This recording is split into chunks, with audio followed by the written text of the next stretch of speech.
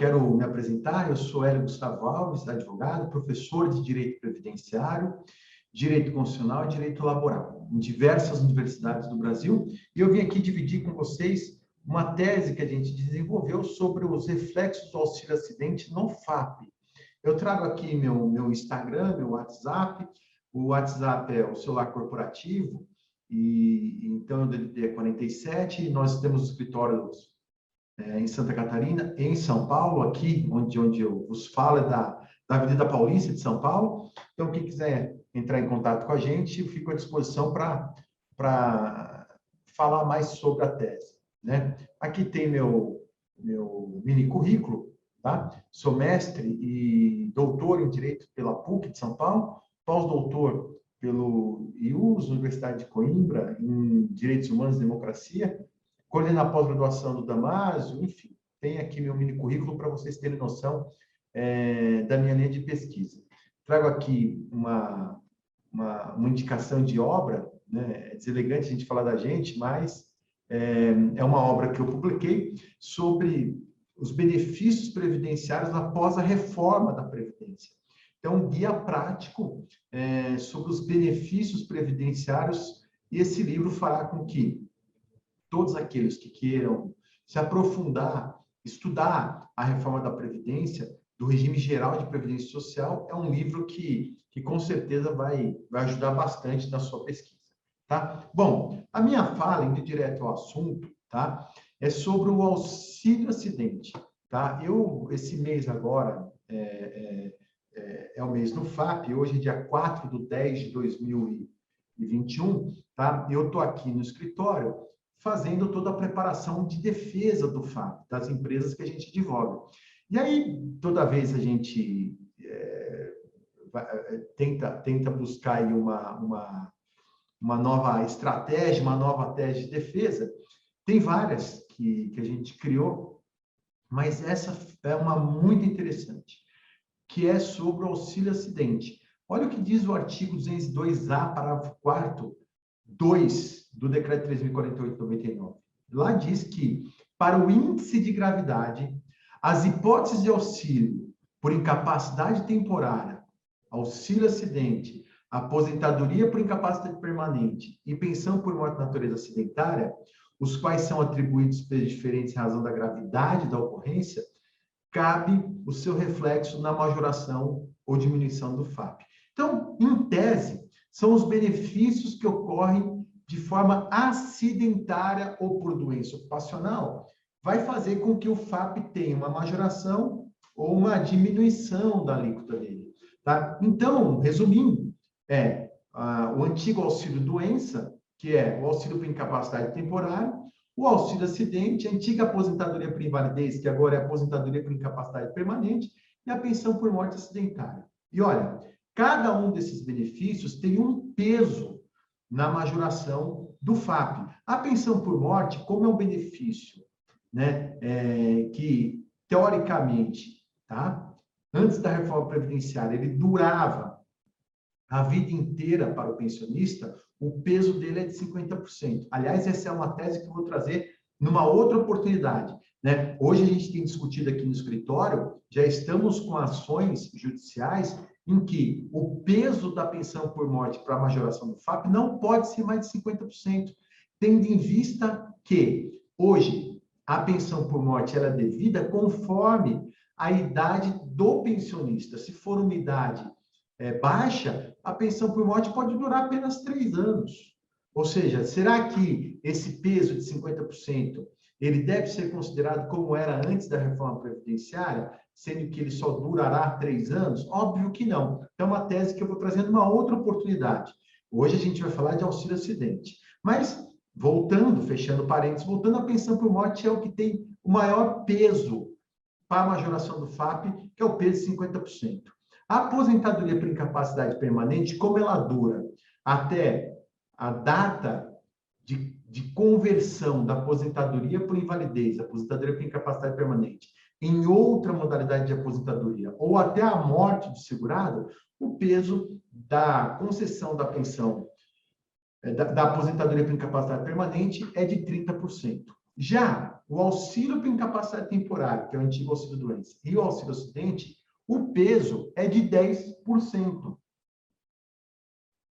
Ok. No FAP, tudo bem. Agora, numa ação regressiva, o auxílio-acidente, a cobrança do INSS para a concessão do auxílio-doença em face das empresas é altíssimo, hein, gente?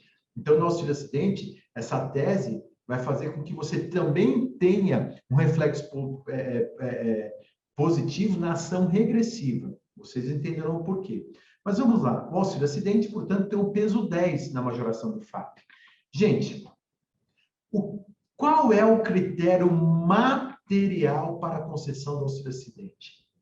Está lá no artigo 104 do Decreto 3.048.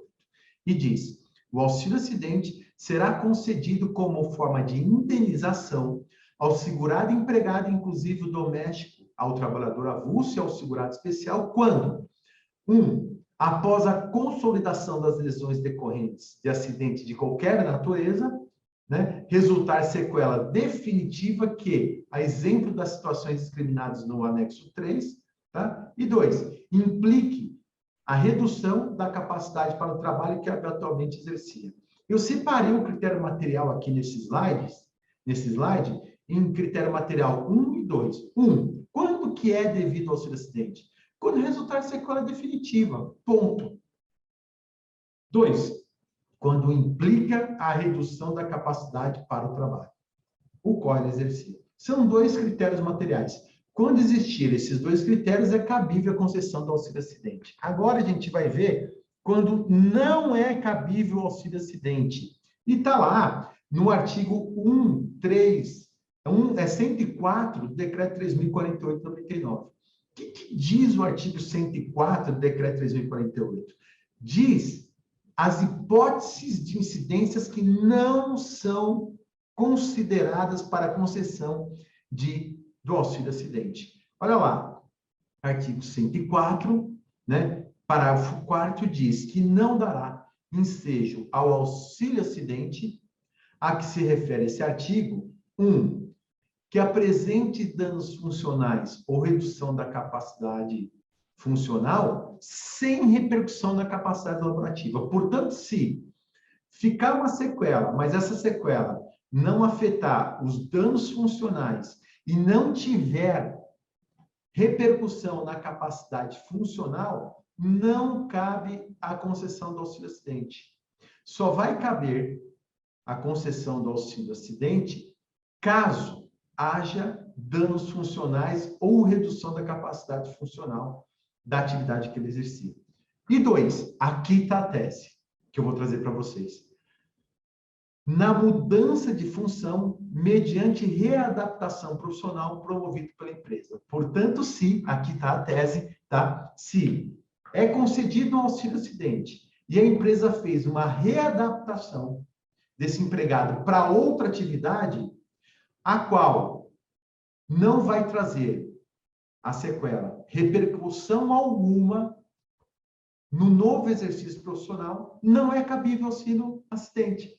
Nesse sentido, cabe o quê? Antes da concessão do auxílio-acidente, verificar se a empresa tem alguma atividade para readaptar esse empregado para que não seja concedido o auxílio-acidente. Entenderam? Então, antes de conceder um auxílio-acidente, tem que dar a oportunidade à empresa de fazer a readaptação profissional. Ocorre que, hoje, as empresas não têm a ciência da concessão do auxílio-acidente. O INSS, quando concede o auxílio-acidente ao empregado, ele não comunica a empresa. A empresa só vai ficar sabendo agora, no mês de outubro, quando abre a tela do FAP. E aí vem a grande surpresa para a empresa, tá? Vem a grande surpresa para a empresa, em que, dos seus empregados, tem lá 8, 9, 10 empregados que recebem auxílio-acidente. Só que ela não ficou sabendo antes, ela só ficou sabendo agora. Porque o INSS, diferente do que era antigamente, quando mandava uma comunicação para a empresa, né, daquela concessão do benefício previdenciário, hoje não mandando mais, a empresa não tem como adivinhar, a empresa não tem como saber se aquele empregado está ou não recebendo um auxílio-acidente. Então, como é que ela vai ofertar a oportunidade de fazer uma readaptação para esse empregado? Não tem como. Ela só vai, portanto, o ato de oportunidade, ele nasce para a empresa ofertar o auxílio-acidente no dia da abertura dos dados do FAP, que é 1º de outubro. Hoje, a 1º de outubro, a empresa fica sabendo quais são os auxílios acidentes, cabe à empresa, então, verificar se é possível ou não uma readaptação desse empregado. Para quê? Para nulidade da readaptação, da concessão do auxílio-acidente, demonstrando que ele não sofre nenhuma redução da capacidade funcional nessa nova atividade. Então, eu pergunto, o programa de readaptação é de caráter obrigatório? Sim ou não? Sim. O artigo 136 do Decreto 3.048, ele é claro. Ele é claro, tá? Ele é claro que ele é de forma obrigatória. Tá aí, ó. Assistência reeducativa e de readaptação profissional, instituída sob a denominação genérica de habilitação e readaptação profissional, visa proporcionar aos beneficiários incapacitados parcial ou totalmente para o trabalho em caráter obrigatório. Então, se é de caráter obrigatório, e foi agora, dia 1º de outubro, que a empresa teve ciência da concessão do auxílio-acidente, cabe à empresa, neste momento, ofertar a readaptação profissional e, sendo o empregado readaptado, pedir a nulidade do auxílio-acidente e exclusão do FAP desse benefício, o qual o FAP seu foi majorado. Então, você tem que pedir, levantar todos os afastados no auxílio-acidente,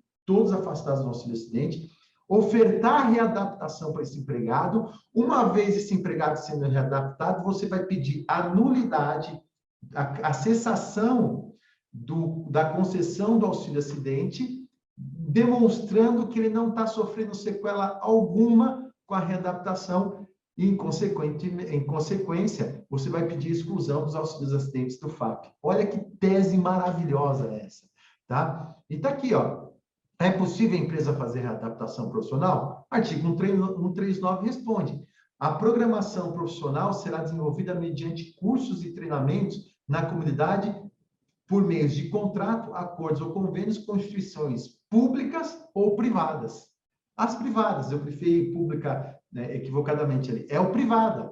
Ou seja, pode ser feito com instituição privada. Então, o artigo 139 permite que você, empresa, faça a readaptação profissional. E o artigo 88, 89 e 90 da Lei 8.203 de 91, tá? A lei, o decreto regulamenta a lei, portanto, a lei tem hierarquicamente um poder muito maior do que o decreto, também diz que a readaptação profissional é de caráter obrigatório. O artigo 89 fala da possibilidade da readaptação profissional, é um instituto que existe dentro da normativa previdenciária, tá? E o artigo 90 diz que a prestação da readaptação é de caráter obrigatório, portanto, se a empresa fica sabendo da concessão do auxílio-acidente, ela pode ofertar, a partir do momento que ela está sabendo, o programa de readaptação profissional. E sendo readaptado, esse empregado pede a cessação do auxílio-acidente e a exclusão da majoração do FAP. Gente, uma baita tese. Para finalizar, né, a empresa raciocínio lógico. A empresa não recebe comunicado da concessão do auxílio-acidente. Então, ela não tem como ofertar a readaptação profissional se ela não está sabendo dessa concessão do benefício. 2, a empresa somente toma conhecimento da concessão do auxílio-acidente no mês 10 da abertura do FAP de cada ano. Então, a partir desse momento, qual que deve ser a postura da empresa? Cabendo a readaptação profissional, você vai ofertar a readaptação profissional e vai requerer a nulidade do auxílio-acidente e requerer a exclusão do FAP de todos os auxílios acidentes dos empregados readaptados. Com isso, você vai ter uma grande redução do FAP da sua empresa, tá? Eu deixo mais uma vez aqui os meus contatos, né? Para quem quiser discutir um pouquinho mais dessa tese, a gente está entrando para as empresas que a gente advoga com essa tese, eu fico à disposição, espero que vocês tenham gostado da nossa exposição e me coloco aqui à disposição de todos, advogados que queiram discutir sobre esse assunto para a gente poder fixar a tese. A tese é muito boa, ela tem um raciocínio lógico, jurídico, totalmente coerente, razoável e sem dúvidas vai fazer com que a empresa tenha uma redução do FAP substancial, ok? Eu vou trazer mais teses no decorrer desse mês. Muito obrigado, um forte abraço do professor Hélio Gustavo Alves.